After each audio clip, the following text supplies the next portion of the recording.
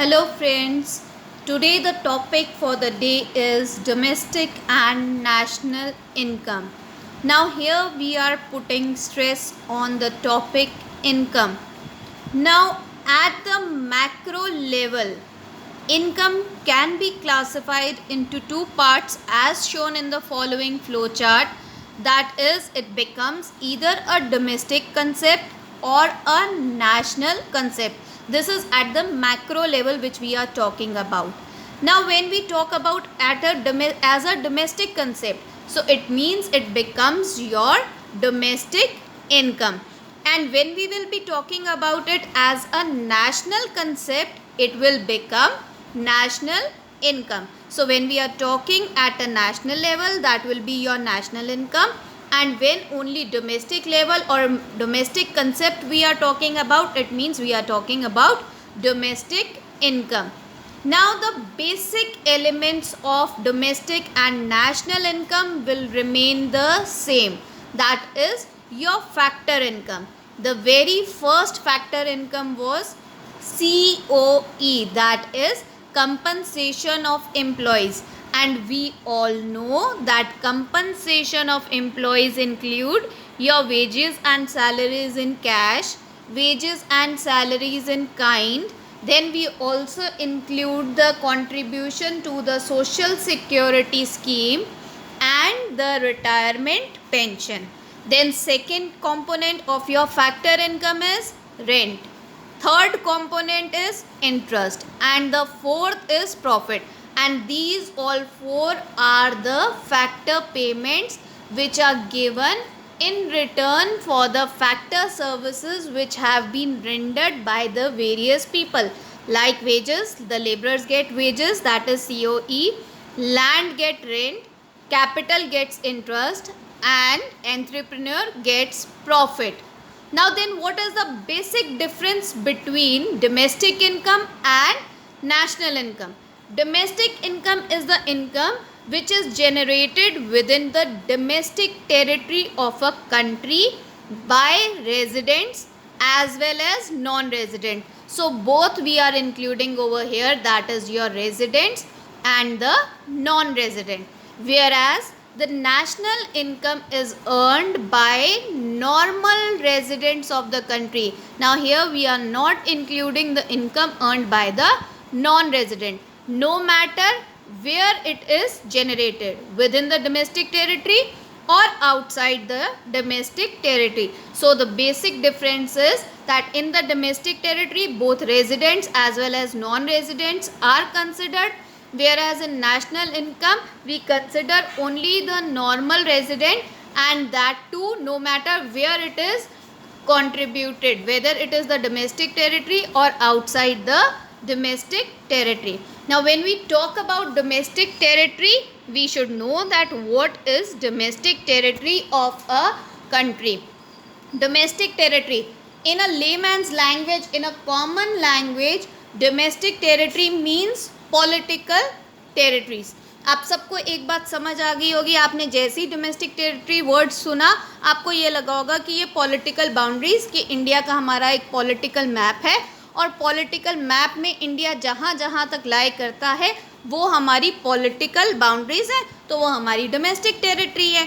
But this is a narrow concept. We are talking in terms of economics, और जब हम economics term में बात कर रहे हैं, we will be talking about economic territory which is a much wider concept than the political territory. Now when I am saying that it is a wider concept, then what is the wider concept, what things should be included?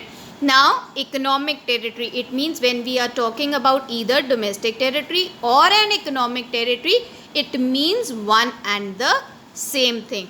So economic territory, according to the United Nations, economic territory is the geographical territory, that is the geographical territory which is administered by a government within which persons, goods and capital, they can circulate freely. So it is the territory which is administered by the government.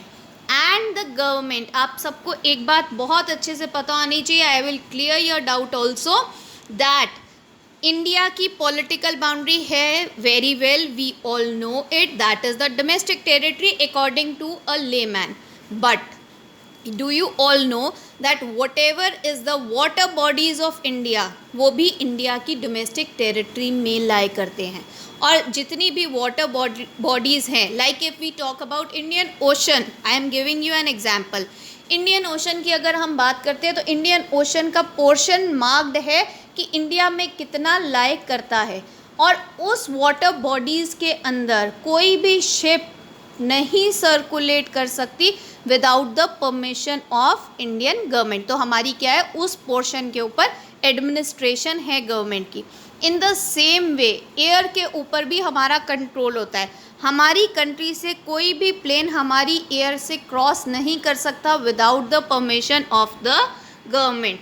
And if certain condition arises, if a plane flies in our air without the permission, that is considered a suspectable case. वो शायद हमारी country के ऊपर attack करने के लिए भी हो सकता है. So for these reasons this is the economic territory of our country. We'll clear all the doubts. Now we come to the next thing. Do we have this freedom of circulation in the embassies of foreign countries which are located in India? Obvious answer is no. Do we have this freedom of circulation of persons, goods and capitals in Indian embassy located in abroad? एक Indian embassy है जो foreign country में, America में located है. क्या हम उसके अंदर goods, capital और persons को move कर सकते हैं? Yes, very well we can move it. Why? Because it lies in the administration of India, implying that foreign embassy, what these 2 points imply, what they conclude is that foreign embassies which are located in India are not a part of domestic territory of India. वो जिस भी country की embassy है उस country की domestic territory में लाई करती है. Similarly, the Indian embassies which are located abroad are a part of domestic territory of India. Now you should be clear with this fact.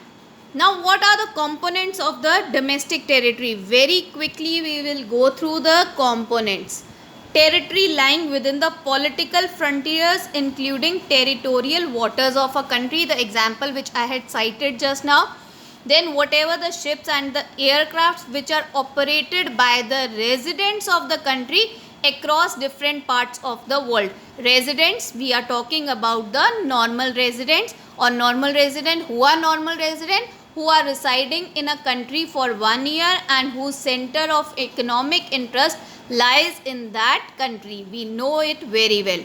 Then the fishing vessels, oil and natural gas rigs and floating platforms operated by the residents of the country in the international water or engaged in extraction in areas in which the country has the exclusive right of exploitation. So they will be considered as the components of the domestic territory of that particular country. Then the embassies, consulates and military establishments of the country located abroad. If we have a military establishment abroad, that will be considered as the part of Indian domestic territory. Now we come to the next thing, that is the conversion of domestic income into national income. How do we convert domestic income into national income?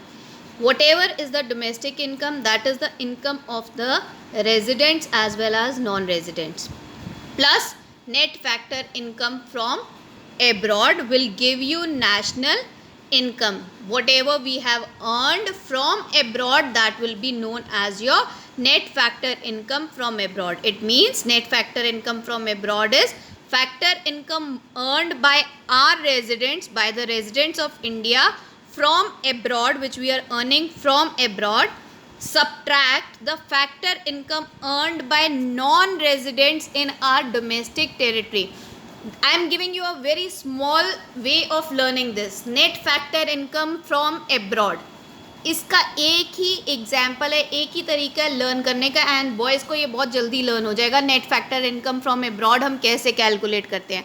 मैंने यहाँ पर क्या लिखा, factor income earned by our residents from abroad, it means factor income, F I, factor income, from का F ले लिया, abroad का ए ले लिया, हमारा क्या बन गया ये word, F I F A, FIFA minus FITA, F I A, FITA T A, to abroad, whatever we are earning from abroad minus whatever we are paying to abroad. तो इसका एक small सा तरीका है, FIFA minus FITA याद रख लो और इसको एलैबोरेट कर दो, you will come to know what is net factor income from abroad. तो डोमेस्टिक इनकम में जब हम net factor income from abroad plus करते हैं तो हमें क्या पता चल जाती है, नेशनल इनकम। और नेशनल इनकम से जब हम net factor income from abroad minus कर देंगे तो हमें क्या पता चल जाएगी,